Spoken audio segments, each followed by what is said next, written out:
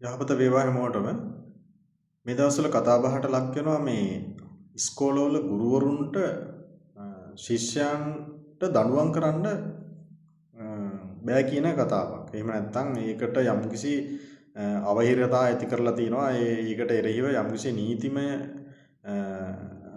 රාමුවක් නිර්මාණය කරනවා කියලා අහන්න හම්බ වෙනවා. මේක ඇත්තටම රටකට එච්චර හොඳ දෙයක් නෙමෙයි අපේ රටට. සමහර ගැලපෙන රටවල් වල මොකද අපි දන්නවා අපේ රටේ අනාදිමත් කාලයක ඉඳන් අපි හැම වෙලාවෙම වැඩිහිටියන්ට ගරු කරපු ජාතියක්. එතකොට ගුරුවරුන්ට ගරු කරපු ජාතියක්. ඒ විදිහට තමයි අපේ කල්චර් එක අපේ සංස්කෘතිය හැදිලා තියෙන්නේ. ගමේ හිටපු වෙද මහත්තයාට එහෙම නැත්නම් ගුරුන් වහන්සේට, පන්සලේ හාමුදුරුවන්ට, පල්ලියේ පූජකතුමාට අපි විශාල ගෞරවයක් තිබ්බා. ඒ ගෞරවය තිබ්බේ ඔවුන් මේ අපේ පරම්පරාව එහෙම නැත්නම් මේ ශිෂ්‍ය ප්‍රජාව නිර්මාණය කරන්නට විශාල දායකත්වයක් දැක්වුවා. ගුරුහරුකම් දුන්නා. ඔවුන්ව නිවැරදි කළා. ඒකෙදි මේ බොහොම බයපක්ෂපාතී භාවයක් මේ ශිෂ්‍යයන්ගෙත් මේ අයට තිබ්බා. වැඩිහිටියන්ට, ගුරුවරුන්ට, පන්සලේ හාමුදුරන්ට, පල්ලි ෆාදර්ට ඒක අදටත් තියෙනවා. එතකොට දැන් මේ කාලේ ඒක වේගෙන් නැති වෙගෙන යනවා. ගුරුවරුන්ට පහර දෙන තත්ත්වයක් ඇති වෙලා තියෙනවා. වැඩිහිටියෙක් කරු කරන්නේ නැහැ. දෙමව්පියෙක් කරු කරන්නේ නැති සමාජයක් ගොඩනැගිලා තියෙනවා. එතකොට අපි පුළුවන් නම් අපි උත්සාහ කරන්න ඕනේ අපේ අර සමාජයේ තිබුණු ඒ ඊටාම වැදගත් දේවල් නැති වෙලා යන එක වළක්වනවා මිසක්කම් තවදුරටත් ඒකට උඩගෙඩි දෙන එක නෙමෙයි.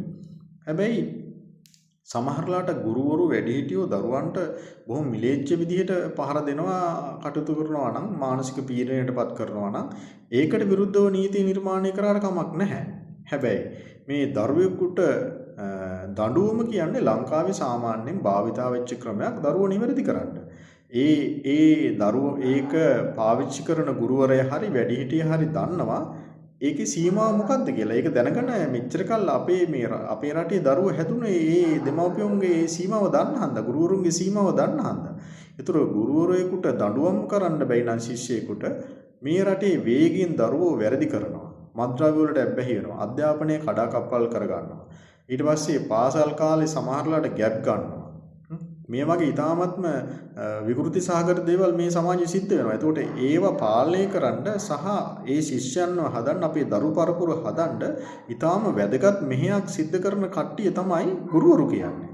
එතකොට ගෙදර ඉන්න දෙමව්පියෝ කියන දේ අහන්න නැති වුණත් අපේ දරුවෝ සමහරලාට ගුරුවරුන්ට තියෙන බය හන්ද ගොඩක් දේවල් කන්ට්‍රෝල් කරගන්නවා. ගොඩක් නිවැරදි වෙනවා. ජීවිතය හදා ගන්නවා. ඒක නිසා මේ ගුරුවරුන් යම්කිසි සීමාවක තබන්න උත්සාහ කරනවා නම් දඬුවම් කරන්න එපා කියලා.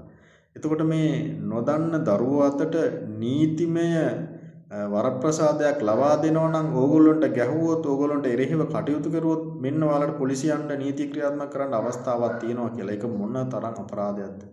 ඒතර ගුරුවරයෙක් මේ පුංචි ළමයෙක්ගේ මානසිකත්වය තේරුම් අරගෙන ඉන්නේ. හැබැයි පොඩි ළමයාට දරුවෙකුට ගොඩක් වෙලාවට ගුරුවරයා මොකද්ද කරන්න කියන එක තේරෙන්නේ නැහැ. උට දඩුවමක් දෙනවා නම් ਉਹ හිතන්නේ ඒක උට තරහට කරනවා කියලා. එතකොට මේ ගුරුවරු බය කරලා ශිෂ්‍යයන්ට ඕනෑ තරම් ඉඩ කඩ තියෙනවා. ගුරුවරයාට එරෙහිව දඬුවම් මේ ලබා දෙන්නට නීතිය තුලින්. ඒක නිසා මේක අපේ රටේ වෙන්න ඕන දෙයක් නෙමෙයි. අපිට මේ රජය ගැන යම් විශ්වාසයක් තියෙනවා. ඉතින් ඒ විශ්වාසය මේ වගේ දේවල් වලින් පළුදු වෙන්න පුළුවන්. ඒක නිසා මං ඉල්ලා සිටිනවා මේවට අපි බොහොම නිවැරදි ආකාරයෙන් එරෙහි වෙන්න ඕනේ. මේකෙන් විනාශ වෙන්නේ රටක්, දරු පරපුරක්, අපේ සංස්කෘතියක්, මහා විනාශයක්, ගොඩ ගන්න බැරි රටක්, ගොඩ ගන්න බැරි ප්‍රශ්න ගොඩක් මේ තුලින් නිර්මාණය වෙන්න පුළුවන්. ඒ කියන්නේ මේ වගේ වෙන හානිය අපිට ගණනය කරන්නවත් බැරි තරම්. ඒක නිසා ඔබත් මේකට එකනයි නම් මේක ෂෙයා කරන්න, කමෙන්ට් කරන්න. අපි තවදුරටත් අපේ යුතුයකමක් විදිහට මේ වගේ වීඩියෝ කරනවා. මේක සබ්ස්ක්‍රයිබ් කරන්න.